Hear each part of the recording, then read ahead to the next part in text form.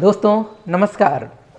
दोस्तों बात कर रहे थे क्रांति के बारे में। आपने देखा था किस प्रकार से यूरोप में राष्ट्रवाद का निर्माण हुआ, और राष्ट्रवाद के विषय में मैं क्रमिक जो सीरीज़ लेकर के आ रहा हूं कि यूरोप में राष्ट्रवाद किस प्रकार से, राष्ट्रवाद के बाद में किस प्रकार से उस राष्ट्रवाद के उभार से जर्मनी का एकीकरण हुआ, इटली का एकीकरण हुआ, प्रसा का एकीकरण हुआ। हम बहुत सारी चीज़ें हमने देखा था कि किस प्रकार से ब्रिटेन की क्या अजीब दास्तां थी कि स्कॉटलैंड और आयरलैंड को किस प्रकार से ब्रिटेन में तब्दील किया गया, यूनाइटेड किंगडम बनाया गया। तो ये सारी चीज़ें आपने देखा था साथियों। कुछ क्वेश्चन जो इसमें एक दो क्वेश्चन हैं जो रह जा रहे थे, जैसे कि ये क्वेश्चन है, एक क्वेश्चन आता है कि मारियान और जर्मेनिया कौन थे। मारियान और जर्मेनिया कौन थे, जिस तरह उन्हें चित्रित किया गया उसका महत्व क्या था। तो मारियान और जर्मेनिया, आज इसके संबंध में भी जानेंगे कि ये कौन थे, और दूसरी चीज़ है कि इनका क्या महत्व था।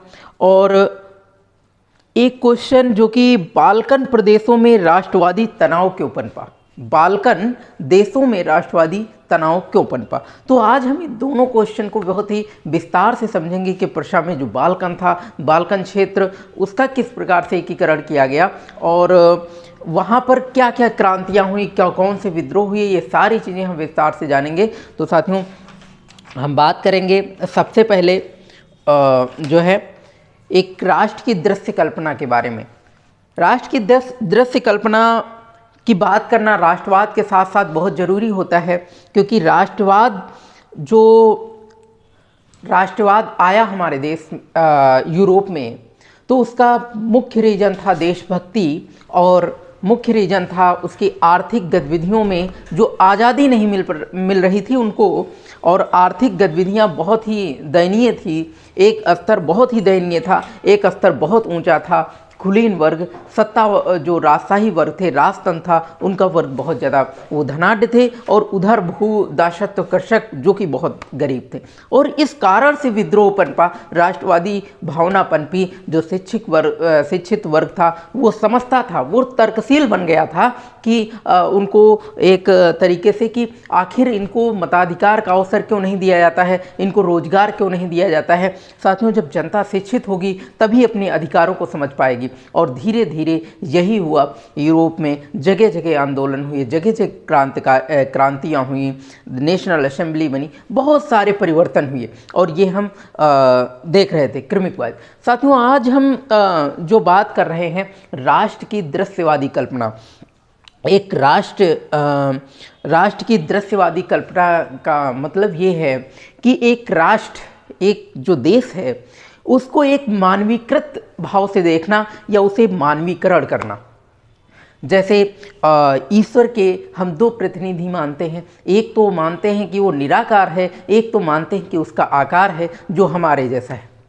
उसी प्रकार से जो राष्ट्र है उसको एक कल्पना, एक मानवीकरण के रूप में ढाला जाए। किस प्रकार से ढाला जाए, तो साथियों यूरोप में जब राष्ट्रवाद आया तो जाहिर सी बात है कि राष्ट्र को महत्व देने के लिए ये बहुत ज़रूरी था।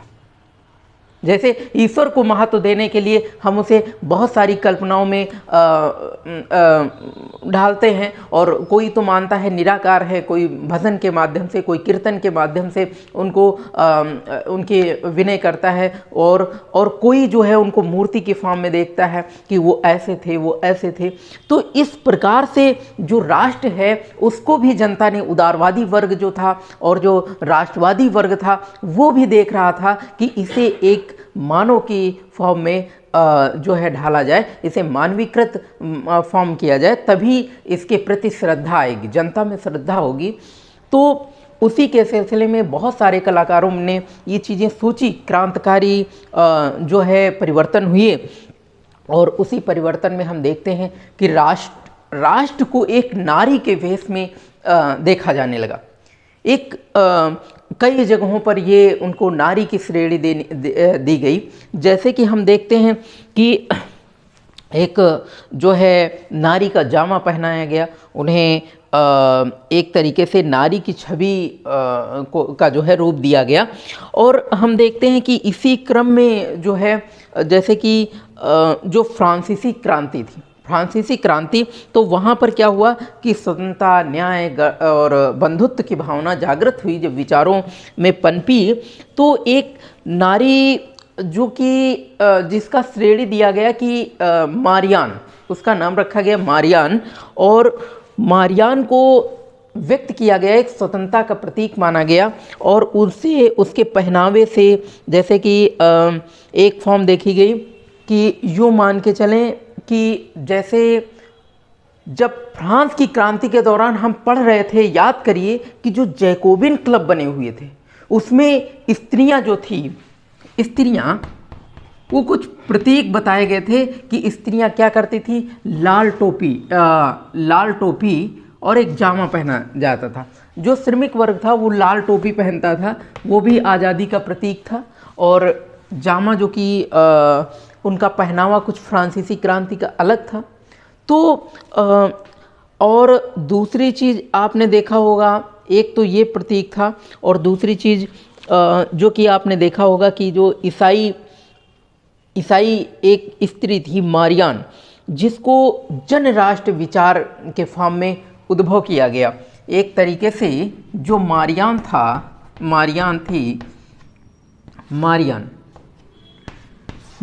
को एक तरीके से राष्ट्र के फॉर्म में देखा जाने लगा कि ये जो है देश की रक्षा करती हैं मारियान।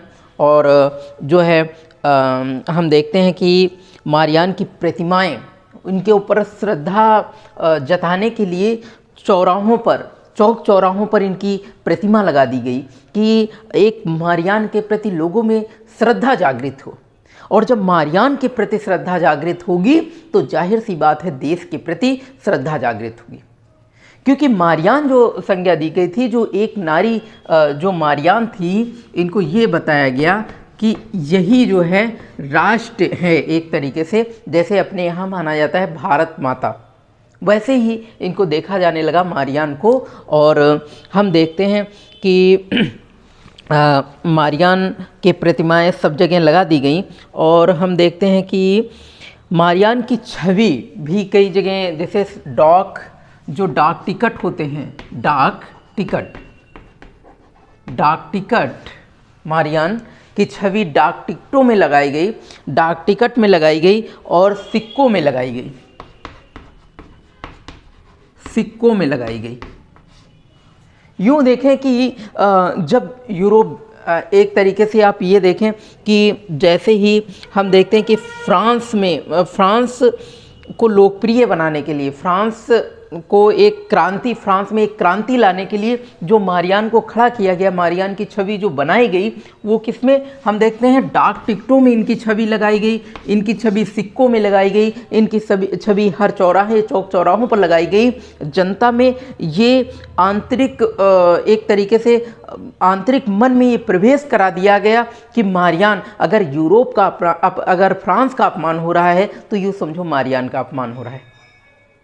अगर फ्रांस के ऊपर आक्रमण हो रहा है तो मारियान का अपमान हो रहा है, यानी कि मारियान के ऊपर आक्रमण हो रहा है। तो इस प्रकार से जो है एक हम देखते हैं कि फ्रांस के अलावा भी जर्मनी में भी ऐसे ही एक जर्मेनिया, एक स्त्री का प्रतीक बनाया गया, एक जर्मेनिया, जो कि जर्मेनिया बताते हैं कि जर्मेनिया को इस फॉर्म में ढाला गया कि जर्मेनिया यूँ समझें कि जर्मन राष्ट्र का प्रतीक माना गया कि जर्मेनिया जो थी, तो जर्मेनिया को एक कलाकार ने इस प्रकार से व्यक्त किया है कि इनको तलवार लेकर के खड़ा किया गया। और उस तलवार में लिखा हुआ था, एक बहुत अच्छा कोटेशन था, मैं आपको बताता हूँ कि उसमें लिखा था, जर्मन तलवार जर्मन राइन की रक्षा करती है। जर्मन तलवार जर्मन राइन की रक्षा करती है। जर्मन तलवार जर्मन राइन की रक्षा करती है। जर्मन राइन की रक्षा करती है। जर्मन राइन की रक्षा करती है। ये दिखाया गया कि जो जर्मेनिया हैं, जर्मेनिया क्या करती हैं, पूरे जर्मन की रक्षा करती हैं। एक तरीके से जर्मेनिया को ये सिद्ध किया गया यही जर्मन राष्ट्र है। अगर इनका अपमान हो रहा है तो समझ लीजिए पूरे जर्मन का अपमान हो रहा है। इसलिए इनकी रक्षा करना, इनमें श्रद्धा भाव जगाना, हर जनता के मतलब हर जगह पूरी जर्मनी में ये परिवर्तन किया गया है। उनके आंतरिक मतलब मन में श्रद्धा भाव से जर्मेनिया को देखा जाने लगा। और इस प्रकार से हम देखते हैं कि ये जो कलाकार थे, इनका नाम था चित्रकार, इनका नाम था लॉरेंज क्लासेन। लॉरेंज क्लासेन, क्या नाम था? Lorentz Klaasen. लॉरेंज क्लासेन, ये जो लॉरेंज क्लासेन थे, इन्होंने ही चित्र बनाया था जर्मेनिया का, और ये प्रतीक दिया था, यही जर्मन राष्ट्र का प्रतीक है। और जो है इनकी तलवार पर ऐसा लिखा हुआ था कि जर्मन तलवार हमेशा जर्मन राइन की रक्षा करती है।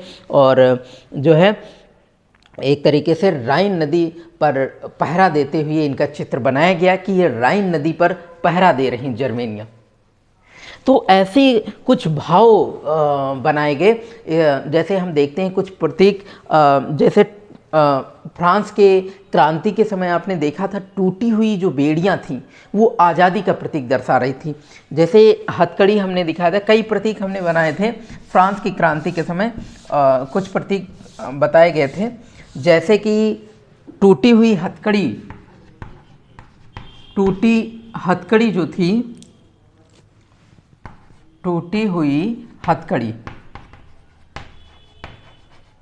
या टूटी हुई बेड़ियां, ये किसका प्रतीक थी? ये आज़ादी का प्रतीक थी, ये आज़ादी का प्रतीक थी। और इसी प्रकार से हम देखते हैं कि जो है जो अभी आपने देखा जो जर्मेनिया थी, तो जर्मेनिया के सर पर, जर्मेनिया के सर पर एक ताज था, एक ऐसा मुकुट था जिसमें बलूत वृक्ष के पत्ते लगे हुए थे, बलूत वृक्ष के पत्ते लगे हुए थे। तो ऐसा क्यों था? उसके पीछे एक रीजन था, उसके पीछे एक ऐसा रीजन था कि जो ताज बनाया गया था जिसमें बलूत के पत्ते लगाए गए थे, किसके पत्ते? ऐसे बलूत के पत्ते लगाए गए थे।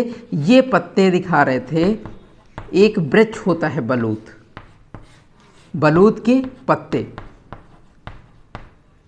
बलूत के पत्तों का प्रयोग किया गया था। और बलूत के पत्ते वीरता का प्रतीक माना जाता है जर्मनी में।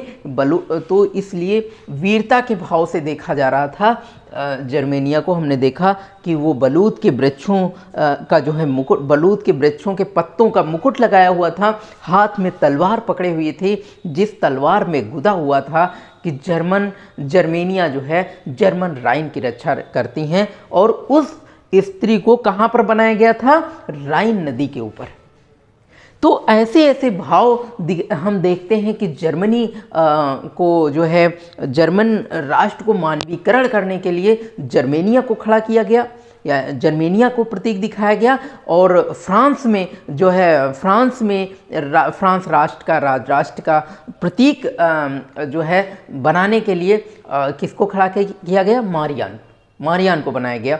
तो मारियान भी एक मामूली स्त्री थी जो है, तो ये जो है आदर्शों का रूपक थी। एक प्रकार से आप देखें कि मारियान जो है बहुत ही सुसज्जित समाज की थी, कोई बहुत ज़्यादा वो नहीं। इनकी तस्वीर को जो है ये पूरे यूँ आप देखें कि ये पूरे एक तरीके से जब डाक टिकटों और सिक्कों पर लगाया गया तो सिक्के ये बता रहे थे कि मारियान पूरे आप ये देखें कि मारियान पूरे फ्रांसीसी गणराज्य की रक्षा कर रही।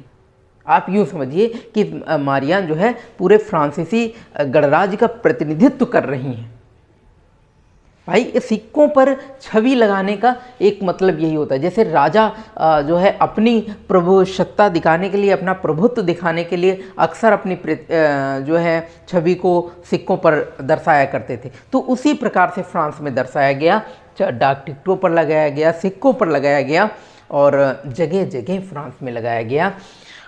तो इस प्रकार से हम देखते हैं, जैसे आपने देखा होगा अभी भी जो इंसाफ, जो न्याय के लिए एक प्रतीक बनाया जाता है स्त्री को। आपने देखा होगा कि वो आँख में जो है पट्टी बंधी होती है उनके, और हाथ में क्या होता है, तराजू, वो न्याय का प्रतीक। तो ऐसे ऐसे माध्यम बनाए गए कि जनता में, वहाँ के लोगों में जो है राष्ट्र के प्रति बहुत ही श्रद्धा भाव हो, उसके लिए क्रांति कर सकें, उसके लिए आंदोलन कर सकें, अपने अधिकारों को पहचान सकें। तो ऐसे ऐसे प्रतीक जो है हम देखने को मिलता है। इस प्रकार से राष्ट्र की कल्पना की गई। और जैसे ही हम देखते हैं कि हमने बताया था आपसे कि एक बार आप ऑटोमन साम्राज्य के बारे में ज़रूर पढ़ना। बाल्कन क्षेत्र, जो कि ऑटोमन साम्राज्य का एक बहुत बड़ा हिस्सा बाल्कन क्षेत्र था, और बाल्कन क्षेत्र में कई राष्ट्र थे। जैसे हम बात करें कि बाल्कन में बुल्गारिया, अल्बानिया, यूनान, मैसेडोनिया, क्रोएशिया और बोस्निया, सर्बिया, मोंटेनीग्रो, तो ये जो है बाल्कन राष्ट्र थे। बाल्कन के बहुत सारे राष्ट्र थे। तो 19वीं सदी के दौरान जब राष्ट्रवाद का उदय हुआ, आदर्शवादी और उदारवादी जब क्रांतियां चालू हुई, तो हम देखते हैं कि जो बाल्कन राष्ट्र था, जो प्रसा का जो बहुत बड़ा बाल्कन क्षेत्र था, उसमें जो छोटे छोटे राजा थे, उनमें क्रांति का भाव जागृत हुआ, और सब जो है अपने आप को स्वतंत्र करना चाहते थे। सभी अपने आप को स्वतंत्र करना चाहते थे। सभी ऑटोमन साम्राज्य के चंगुल से निकलना चाहते थे। वो अपनी आज़ादी चाहते थे। और हम देखते हैं कि जो है उस समय रूमानी साम्राज्यवाद के विचारों को फैलाया जा रहा था, और इस प्रकार से जो है जो यूरोपीय राष्ट्रवादिता थी, एक प्रकार से यूरोपीय जो राष्ट्र थे, वो ऑटोमन साम्राज्य से सारे राष्ट्र अपनी अपनी आज़ादी के लिए निकलना चाहते थे, और सारे राष्ट्र विद्रोह कर रहे थे। और उसी का परिणाम हुआ, उसी विद्रोह का ये संघर्ष बहुत ही लंबे समय तक चला। और हम देखते हैं कि बाल्कन राष्ट्र के जो छोटे छोटे इलाके थे, वो एक दूसरे से बहुत ही ईर्ष्या करते थे। और ईर्ष्या करने का एक रीजन था, क्योंकि जो बाल्कन क्षेत्र होता है,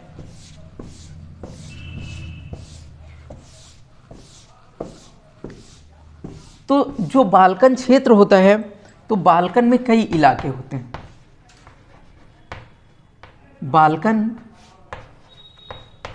बाल्कन क्षेत्र जो कि ऑटोमन साम्राज्य का एक बहुत बड़ा हिस्सा होता है। ऑटोमन साम्राज्य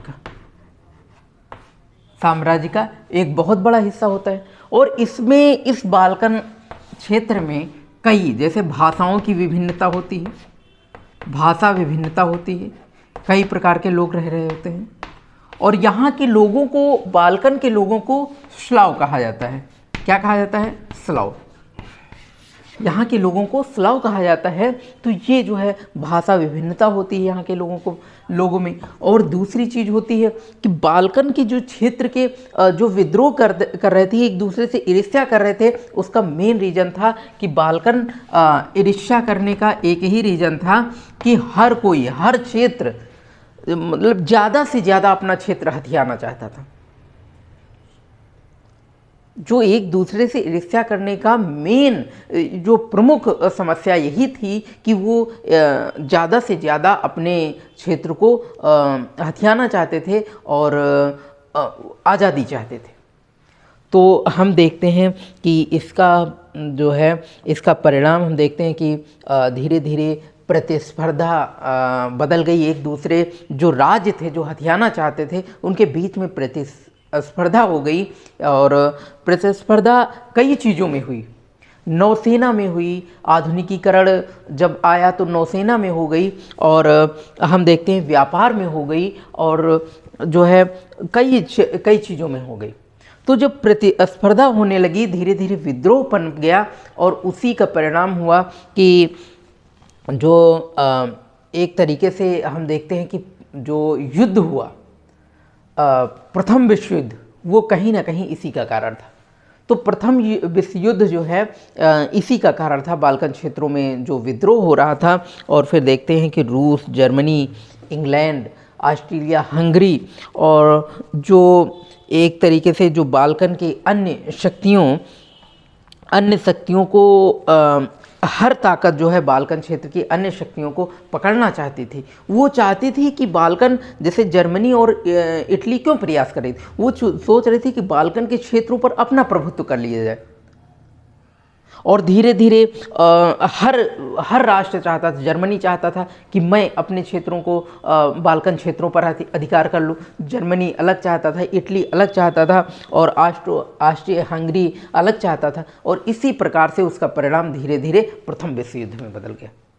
और प्रथम विश्व युद्ध 1914 के दौरान जब प्रथम विश्व युद्ध हुआ तो कई साम्राज्यवादी शक्तियां जो है विद्रोह पर आ गई। और लेकिन बाल्कन के अधिकांश क्षेत्र जो है साम्राज्यवाद का समर्थन करने लगे।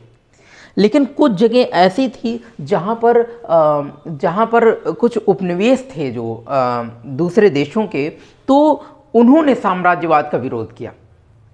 और उस विरोध की वजह से जो है सामूहिक जो राष्ट्रीय एकता थी, सामूहिक एकता की जो भावना थी, वो साम्राज्यवाद विरोध में बदल गई।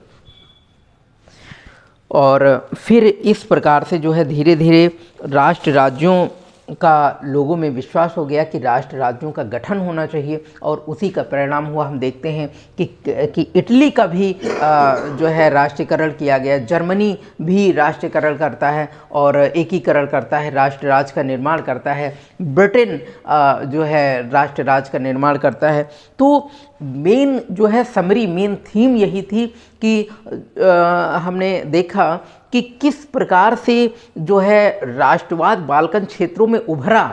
लेकिन बाल्कन क्षेत्रों में राष्ट्रवाद उभरता है, लेकिन वो अपने अपने क्षेत्रों में अपने स्वायत्त, अपनी आज़ादी के लिए उभरता है और वो ज़्यादा से ज़्यादा क्षेत्र हथियाना चाहते हैं। इसीलिए जो है एक दूसरे से प्रतिस्पर्धा होती है, एक दूसरे से ईर्ष्या होती है, एक दूसरे से लड़ाई होती है। बाल्कन क्षेत्र साम्राज्यवाद का समर्थन करते हैं, लेकिन कुछ जगह जो यूरोपीय उपनिवेश थे पहले से, वहाँ उनको पता था कि साम्राज्यवाद की क्या दिक्कतें होती हैं। और वहाँ पर जब उन लोगों ने साम्राज्यवाद का विरोध किया तो फिर धीरे धीरे ये राष्ट्र राज्य की मांग करने लगे।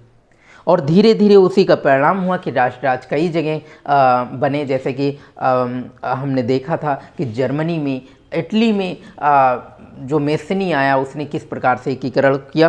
तो इस प्रकार से धीरे धीरे करके जो है हमने देखा कि जो क्वेश्चन, अगर हम पीछे फिर से बैक में आते हैं और हम देखते हैं कि मारियान और जर्मेनिया कौन थे, तो आप समझ गए होंगे कि मारियान कौन थी और जर्मेनिया कौन थी। आपने देखा कि जर्मेनिया जो थी वो जर्मन का प्रतिनिधित्व कर रही थी, पूरे जर्मनी गणतंत्र का कर रही थी। और जो मारियान थी वो फ्रांसीसी गणराज्य का प्रतिनिधित्व कर रही थी। कैसे उनको सिक्कों पर लगाया गया था, कैसे डाक टिकटों पर उनकी छवि लगाई गई थी और कैसे चौराहों पर, जगह जगह चौराहों पर उनकी छवि लगाई गई थी। तो आपको मारियान भी समझ में आ रहा है और जर्मेनिया का महत्व भी समझ में आ रहा है, जर्मेनिया कौन थी। और जो क्वेश्चन था बाल्कन, जहाँ पर राष्ट्रवादी तनाव, तो इसी प्रकार से आपने देखा कि किस प्रकार से बाल्कन क्षेत्रों में तनाव हुआ। तो जाहिर सी बात है दोनों क्वेश्चन आप लिखने का प्रयास करना, इन पर दोनों पर टिप्पणी लिखना है कि मारियान और जर्मेनिया कौन थे और इन जिस तरह उन्हें चित्रित किया गया उनका महत्व क्या था, ये क्वेश्चन। और दूसरा क्वेश्चन है कि बाल्कन प्रदेशों में राष्ट्रवादी तनाव क्यों पनपा। तो मैं चाहता हूं कि कोई भी क्वेश्चन, एक भी क्वेश्चन आपका ना छूटे, एक भी प्रश्न आपका ना छूटे और सारे प्रश्न आप विस्तार से लिखने का प्रयास करें, समझने का प्रयास करें। मैं एनसीईआरटी घोल के पिलाना चाहता हूं तुमको और इस हिसाब से आपको पिलाना चाहता हूं कि यूं जाने कि जब स्टोरी चलती है तो आप एक बार जो है भले ही स्क्रीनशॉट ले लें, एक बार मंथन जरूर करें और बहुत ही कंसंट्रेट होकर लेक्चर को देखें। तो जाहिर सी बात है आपको कहानी दिखाई पड़ेगी, आपके अंतर मन में वो छवि अंकित हो जाएगी और आप बिना देखे, बिना पढ़े आप आराम से जो है प्रश्न को लिख पाएंगे। तो इसी के साथ मैं अगले सेशन में फिर मिलूँगा और तब एक नया टॉपिक और बहुत ही महत्वपूर्ण टॉपिक आपके सामने लेकर के आने वाला हूँ। उसमें होगा कि भारत का राष्ट्रवाद, अभी आप विश्व का राष्ट्रवाद समझ रहे थे, अब आप भारत का राष्ट्रवाद समझेंगे। जाहिर सी बात है कि भारत के राष्ट्रवाद में तो और भी इंटरेस्ट आएगा, और आप अपने देश के बारे में समझ रहे होंगे तो जाहिर सी बात है आप देशभक्ति से ओतप्रोत होंगे। और तो इसी के साथ जो है भारत के राष्ट्रवाद का इंतज़ार करिए, आपके सामने ज़रूर आएगा अगले सेशन में। तो साथियों, अगले सेशन में फिर मिलते हैं, तब तक के लिए जय हिंद, जय भारत।